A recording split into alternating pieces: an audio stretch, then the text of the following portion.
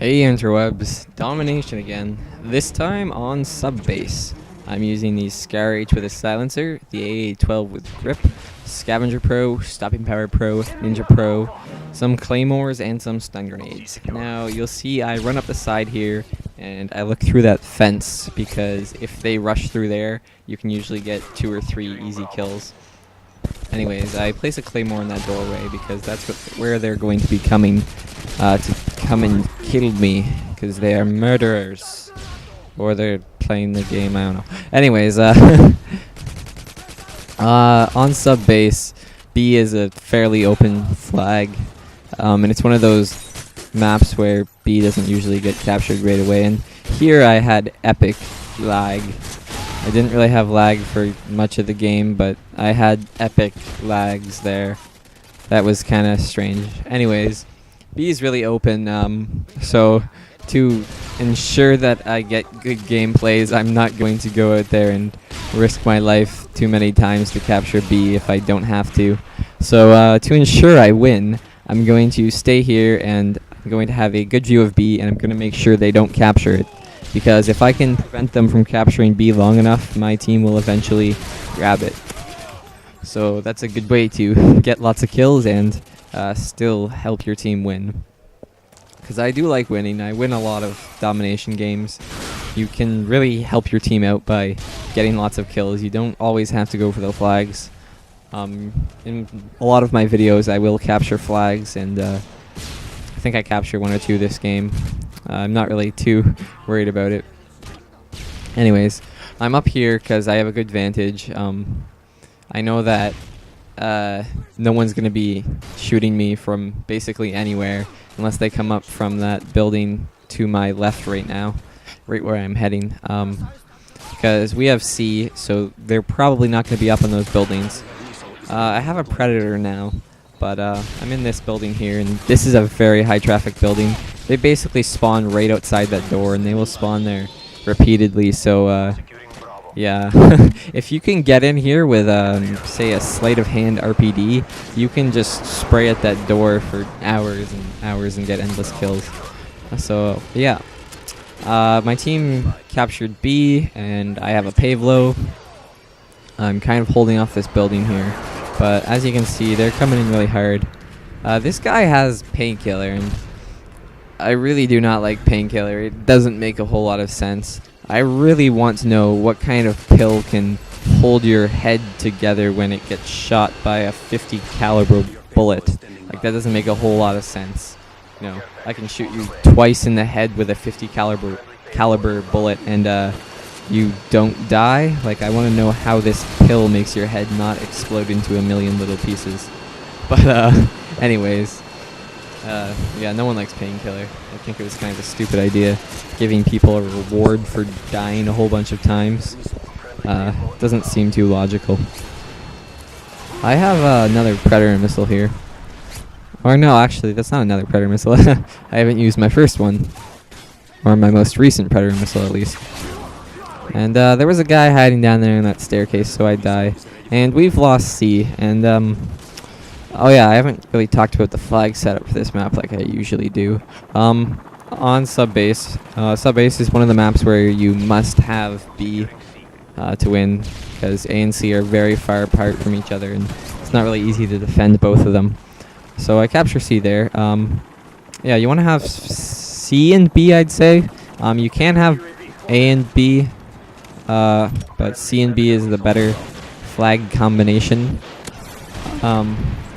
Because at A, as you saw, you can climb up in that building where I was earlier, and you can shoot them through that warehouse. You can go in the building where I was at the beginning of the game and shoot them there, and then have someone watch the center, and you basically have them trapped at A. If they're at C, they usually get out on the side to my left. That's usually how they get out of that flag, but if you really want to get some easy close-range kills, trap them at C, and you can run in there with a shotgun or a silenced SMG and get some pretty easy kills doing that. I wanted to talk this game about why I like Domination so much. There's a few reasons why I prefer Domination to Team Deathmatch. First of all, it has the objective, and that's kind of fun, you know. You don't lose because your team dies a lot. I don't know if that makes much sense, but what I mean to say is I'm sure you've all had the opportunity to play Team Deathmatch with a really special team that somehow dies a million times, and you know you're like 35-1 or something, and you know you look at the score and you're losing like 4,000 to 7,000 or something, and you're just wondering like how this happened, or you know you haven't died once, you're on like a 20 kill streak, and the enemy gets a chopper gunner, and you're just so confused. I really don't like when that happens. I suppose it can happen a lot on Domination if your team is really bad, but it's less likely to happen. I also like the spawns in Domination. As many of you are aware, Modern Warfare 2 has some pretty erratic spawns. It was basically an attempt to fix the spawn trap issues with COD 4, but didn't work out too well. The enemies will spawn behind you or in front of you, and it's not that amazing. Yeah, so the spawns are better in Domination. I also like the score limit as opposed to the kill limit in Domination. This allows you to get games where you can get over 100 kills in one game. I also don't like in Team Deathmatch. I'll often start the game out pretty bad, you know, get 1 or 2 deaths right off the bat, and then I'll have a comeback and get a decent kill streak, and I'll be about to call in like a chopper gunner or something, and the game will end. I really don't like when that happens. I don't know. I often tend to play poorly in the beginning of a game, but have a comeback at the end. And since Domination games are usually about 10 minutes, that usually allows me to do well. So the spawns are better. You can get more kills. It's really fun with a team. If you have, you know, you really only need one person to cap a flag. If you have one person cap and look one direction, and one person kind of protecting the guy capping and looking the other direction, you can cap flags with much ease. So I'm back in this building here where they all run through when they spawn, and I'm running around quite a bit this game. I do stay in one spot every now and then, but I'm basically holding down that left analog stick, which I hope you guys will appreciate. Some of my games I do tend to stay in buildings a little bit more. I am still trying to spawn trap them, so I am trying to hold off certain positions.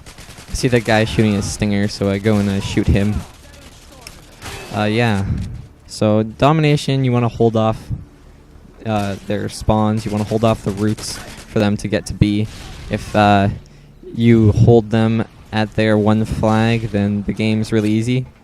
I place a Claymore there as the guy walks through the door, and I end up killing him with my bullets because he jumps over my Claymore. But then that guy there gets killed by my Claymore. And I picked up this ACR because I'm low on ammo for the Scar, so I just want to have something that has bullets in it. I don't really like noob tubes, but this is the first gun I saw, and it only has 60 bullets, so I'm assuming the person using it was probably using one-man army. I pulled the noob tube there just because I thought there'd be a lot of people coming, and yeah. I don't really like noob tubes.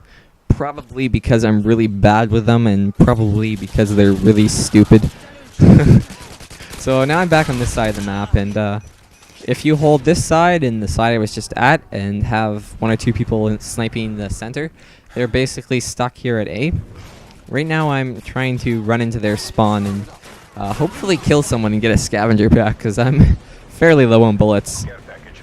The Scar is a powerful weapon, does 40 damage per bullet close range, and it has fairly low recoil. It's easily controlled because it's up and down recoil as opposed to, say, the TAR's side-to-side recoil.